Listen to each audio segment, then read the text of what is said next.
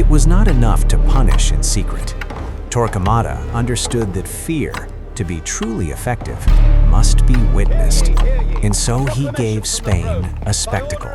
He called it the public ceremony of judgment, the act of faith. Preparation began days in advance. Heralds rode through the streets announcing the date. Wooden platforms rose in the main plaza. Black and white banners of the Inquisition hung from the buildings. Every citizen was required to attend. The procession began at dawn. First came the green cross of the Inquisition, draped in black mourning cloth. Then the condemned, walking in order of their sentence. Those who had confessed wore yellow San Benito robes marked with crosses. Those condemned to death wore robes painted with flames and demons. Every garment told the crowd exactly what this person had done, exactly what awaited them. The ceremony could last for hours. Each case was read aloud. The charges, the evidence, the confession, the verdict. Children were brought by their parents. Attendance was not optional. To be absent without reason was itself suspicious. For those sentenced to reconciliation, the humiliation was permanent. They knelt before the tribunal and recanted their sins in front of thousands. Their San Benito robes were hung in their parish church after the ceremony, sometimes for generations, so that their descendants would carry the stain. For those condemned to death, the moment came at the end. If they confessed at the last moment, they were strangled before the flames were lit. If they did not confess, they burned alive. The fires were built in full view of the crowd. The smoke rose over the rooftops. The Inquisition watched. It recorded. It filed the paperwork. Torquemada presided over the greatest public ceremony of judgment of his era in Seville in 1481. In a single ceremony, hundreds were sentenced, dozens burned. The message reached every corner of Spain within days. But the public ceremony of judgment was more than punishment. Every person who stood in that plaza was reminded of their fragility, their visibility, their absolute dependence on the mercy of the Church. Torquemada had turned execution into liturgy, death into devotion. Torquemada never smiled at these ceremonies. He stood in his white habit and watched with the same cold stillness he brought to everything. For him, this was not theater. This was justice. Injustice, in his world, was the closest thing to God. In the spring of 1492, Spain stood at the height of its power.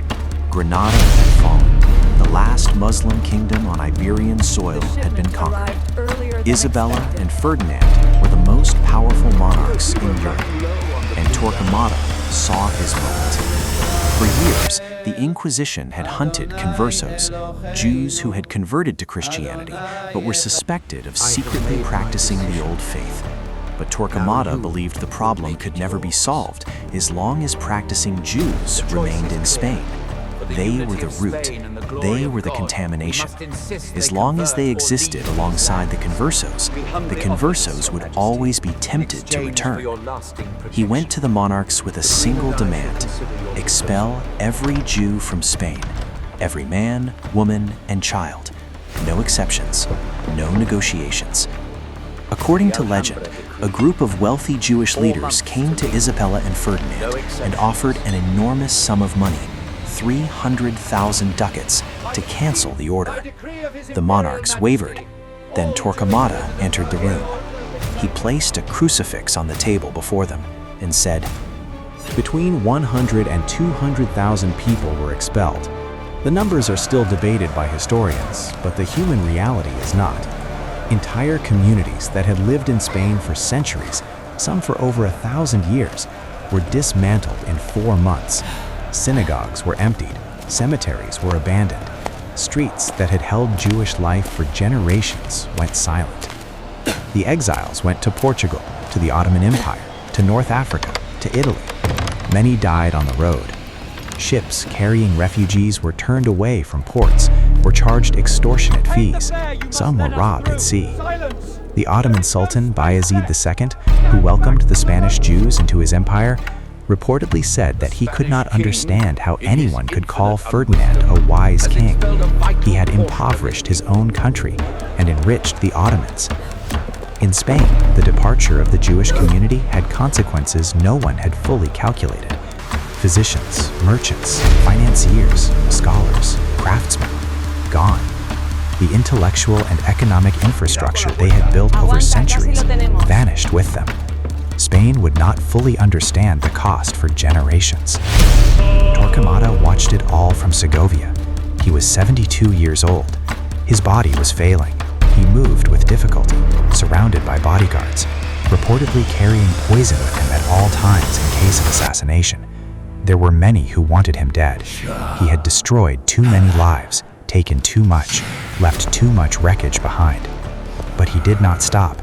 Even in his final years, he continued to oversee the tribunals, continued to issue instructions, continued to refine the machine. The Inquisition he had built was now larger than any single man. It would outlive him by 3 centuries. The expulsion of 1492 was Torquemada's greatest act and his most devastating legacy. He had not simply punished individuals, he had reshaped an entire country. He had decided who belonged to Spain and who did not, and in doing so, he had changed Spain forever. By the mid-1490s, Torquemada was dying. His body, punished by decades of fasting and austerity, was giving out. He moved slowly, surrounded by bodyguards. He carried poison with him at all times, not out of paranoia, but out of calculation.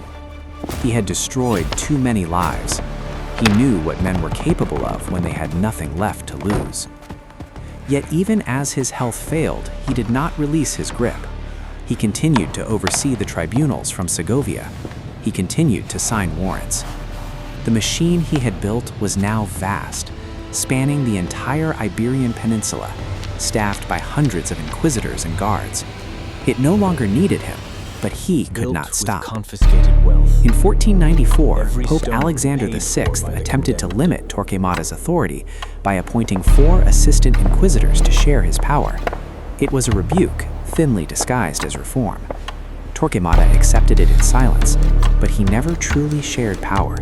Until his last breath, the Inquisition was his.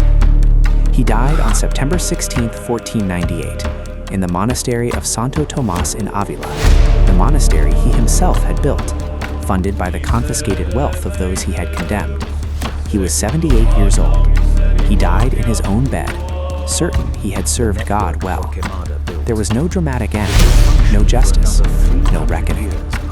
The Spanish Inquisition he left behind continued for another 336 years, not abolished until 1834. The structure Torquemada designed in the 1480s remained its foundation for the entirety of its existence. How many died under his authority? Historians still debate the numbers.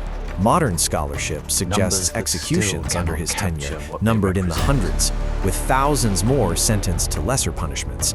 But numbers obscure the deeper truth. It was not only those who burned, it was the hundreds of thousands who lived in fear, who denounced their neighbors to protect themselves, who buried their identity so deep they forgot who they were. His bones were stolen from his tomb in 1832 by a mob who ground them to dust. Even in death, he inspired a hatred so deep that people needed to destroy what remained of him.